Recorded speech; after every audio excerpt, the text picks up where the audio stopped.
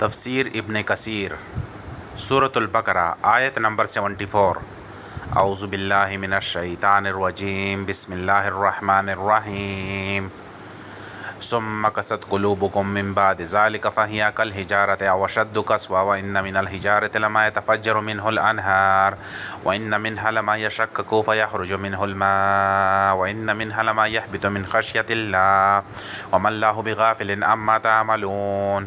ثم پھر قست سخت ہو گئے، قلوبکم تمہارے دل، من بعد ذالک اس کے بعد، فہیا سو وہ، کالحجارت پتھر جیسے، او یا اشد قسوہ اس سے زیادہ سخت، وان اور بے شک، من الحجارت پتھروں سے، لما البتہ، یتفجر پھوٹ نکلتی ہیں، منہ اس سے، الانہار نہریں، وان اور بے شک، منہا اس سے بعض، لما البتہ جو، یشقق پھٹ جاتے ہیں، فیخرج تو نکلتا ہے، منہ اس سے، الماء پانی، وان اور بے شک، منہا اس سے، لما البتہ، یہبط گرتا ہے، من سے، خشیت اللہ اللہ کے ڈر، وما اور نہیں، اللہ اللہ، بغافل بے خبر، اما سے جو، تعملون تم کرتے ہو۔ پھر اس کے بعد تمہارے دل سخت ہو گئے، گویا وہ پتھر ہیں یا ان سے بھی زیادہ سخت، اور پتھر تو بعض ایسے ہوتے ہیں کہ ان میں سے چشمے پھوٹ نکلتے ہیں، اور بعض ایسے ہوتے ہیں کہ پھٹ جاتے ہیں اور ان میں سے پانی نکلنے لگتا ہے، اور بعض ایسے ہوتے ہیں کہ خدا کے خوف سے گر پڑتے ہیں اور خدا تمہارے عملوں سے بے خبر نہیں۔ پتھر دل لوگ۔ اس آیت میں بنی اسرائیل کو زجر و توبیخ کی گئی ہے کہ اس قدر زبردست معجزے اور قدرت کی نشانیاں دیکھ کر پھر بھی بہت جلد تمہارے دل سخت پتھر بن گئے، اسی لیے ایمان والوں کو اس طرح کی سختی سے روکا گیا اور کہا گیا آیت الم یعن للذین آمنوا ان تخشع قلوبهم لذکر اللہ وما نزل من الحق ولا یکونوا کالذین اوتوا الکتاب من قبل فطال علیہم الامد فقست قلوبهم وکثیر منہم فاسقون۔ سورۃ الحدید آیت نمبر 16۔ یعنی کیا اب تک وہ وقت نہیں آیا کہ ایمان والوں کے دل اللہ تعالیٰ کے ذکر اور اللہ تعالیٰ کے نازل کردہ حق سے کام اٹھیں اور اگلے اہل کتاب کی طرح نہ ہو جائیں جن کے دل لمبا زمانہ گزرنے کے بعد سخت ہو گئے اور ان میں سے اکثر فاسق ہیں۔ حضرت ابن عباس سے مروی ہے کہ اس مقتول کے بھتیجے نے اپنے چچا کے دوبارہ زندہ ہونے اور بیان دینے کے بعد جب مر گیا تو کہا کہ اس نے جھوٹ کہا، اور پھر کچھ وقت گزر جانے کے بعد بنی اسرائیل کے دل پھر پتھر سے بھی زیادہ سخت ہو گئے، کیونکہ پتھروں سے تو نہریں نکلتی اور بہنے لگتی ہیں، بعض پتھر پھٹ جاتے ہیں ان سے چاہے وہ بہنے کے قابل نہ ہوں، بعض پتھر خوف اللہ سے گر پڑتے ہیں لیکن ان کے دل کسی وعظ و نصیحت سے، کسی پند و موعظت سے نرم ہی نہیں ہوتے۔ بعض یہاں سے یہ بھی معلوم ہوا کہ پتھروں میں ادراک اور سمجھ ہے۔ اور جگہ ہے آیت سبح لہ السماوات السبع والارض ومن فیہن وان من شیء الا یسبح بحمدہ ولکن لا تفقہون تسبیحہم انہ کان حلیما غفورا۔ سورۃ الاسراء آیت نمبر 44۔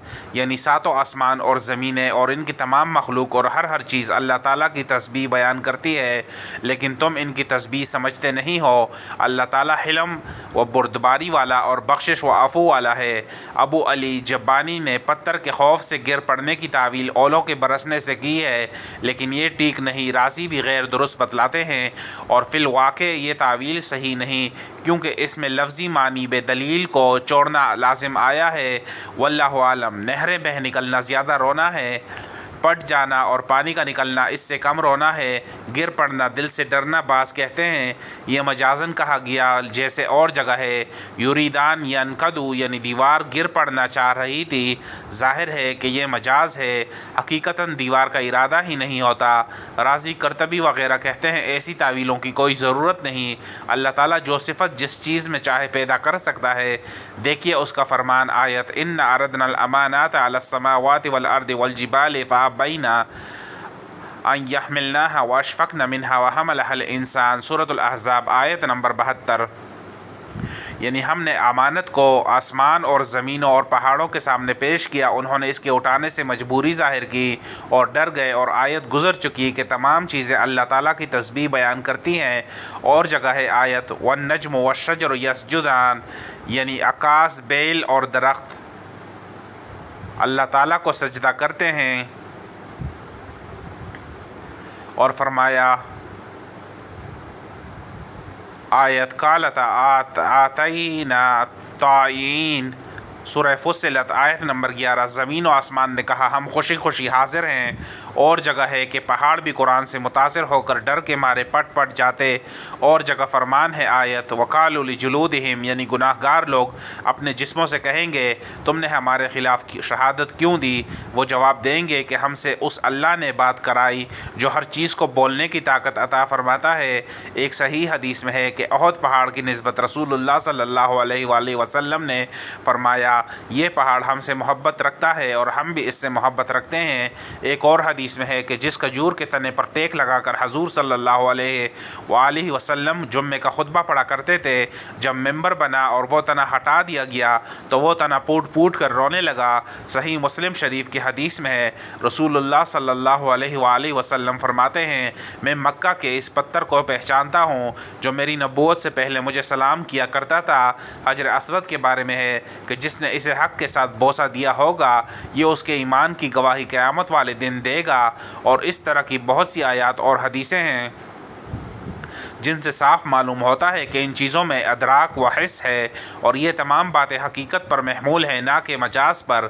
آیت میں لفظ او جو ہے اس کی بابت قرطبی اور رازی تو کہتے ہیں کہ یہ تبخیر کے لیے ہے، یعنی ان کے دلوں کو خواہ جیسے پتھر سمجھ لو یا اس سے بھی زیادہ سخت۔ رازی نے ایک وجہ یہ بھی بیان کی ہے کہ یہ ابہام کے لیے ہے، گویا مخاطب کے سامنے باوجود ایک بات کا پختہ علم ہونے کے دو چیزیں بطور ابہام پیش کی جا رہی ہیں۔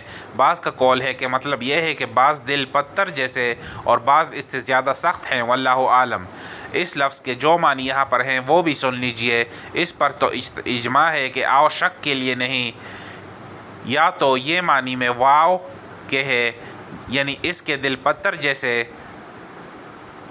اور اس سے بھی زیادہ سخت ہو گئے، جیسے آیت وَلَا تُطِعْ مِنْهُمْ آثِمًا أَوْ كَفُورًا سورۃ الانسان آیت نمبر 24 میں، اور آیت عذراً او نذراً میں شاعروں کے اشعار میں، اور واو کے معنی میں جمع کے لیے آیا ہے، یا او یہاں پر معنی میں بل یعنی بلکہ کہ ہے، جیسے آیت کا خشیت اللہ او اشد خشیہ سورۃ النساء آیت نمبر 77 میں، اور آیت وارسلناہ الی میات الف او یزیدون سورہ صافات 147 میں، اور آیت فکان قاب قوسین او ادنی سورہ نجم آیت نمبر 9 میں۔ بعض کا قول ہے کہ مطلب یہ ہے کہ وہ پتھر جیسے ہیں یا سختی میں تمہارے نزدیک اس سے بھی زیادہ۔ بعض کہتے ہیں صرف مخاطب پر ابہام ڈالا گیا ہے، اور یہ شاعروں کے شعروں میں بھی پایا جاتا ہے کہ باوجود پختہ علم و یقین کے صرف مخاطب پر ابہام ڈالنے کے لیے ایسا کلام کرتے ہیں۔ قرآن کریم میں اور جگہ ہے آیت وَإِنَّا أَوْ إِيَّاكُمْ لَعَلَىٰ هُدًى أَوْ فِي ضَلَالٍ مُّبِينٍ سورہ سبا آیت نمبر 24، یعنی ہم یا تم صاف ہدایت یا کلی گمراہی پر ہیں۔ تو ظاہر ہے کہ مسلمانوں کا ہدایت پر ہونا اور کفار کا گمراہی پر ہونا یقینی چیز ہے، لیکن مخاطب کے ابہام کے لیے اس کے سامنے کلام مبہم بولا گیا۔ یہ بھی مطلب ہو سکتا ہے کہ تمہارے دل ان دو سے خارج نہیں، یا تو وہ پتھر جیسے ہیں یا اس سے بھی زیادہ سخت، یعنی بعض ایسے اس قول کے مطابق یہ بھی ہے آیت کمثل الذی استوقد نارا سورۃ البقرہ آیت نمبر 17۔ پھر فرمایا آیت او کصیب، اور فرمایا ہے کا سراب، پھر فرمایا آیت او کا ظلمات، مطلب یہی ہے کہ بعض ایسے اور بعض ویسے، واللہ عالم۔ تفسیر ابن مردویہ میں ہے رسول اللہ صلی اللہ علیہ وآلہ وسلم فرماتے ہیں اللہ کے ذکر کے سوا زیادہ باتیں نہ کیا کرو، کیونکہ کلام کی کثرت دل کو سخت کر دیتی ہے اور سخت دل والا اللہ سے بہت دور ہو جاتا ہے۔ امام ترمذی نے بھی اس حدیث کو بیان فرمایا ہے اور اس کے ایک طریقے کو غریب کہا ہے۔ بزار میں حضرت انس سے مرفوعاً روایت ہے کہ 4 چیزیں بدبختی اور شقاوت کی ہیں: خوف اللہ سے آنکھوں سے آنسو نہ بہنا، خوف اللہ سے آنکھوں سے آنسو نہ بہنا، دل کا سخت ہو جانا، امیدوں کا بڑھ جانا، لالچی بن جانا۔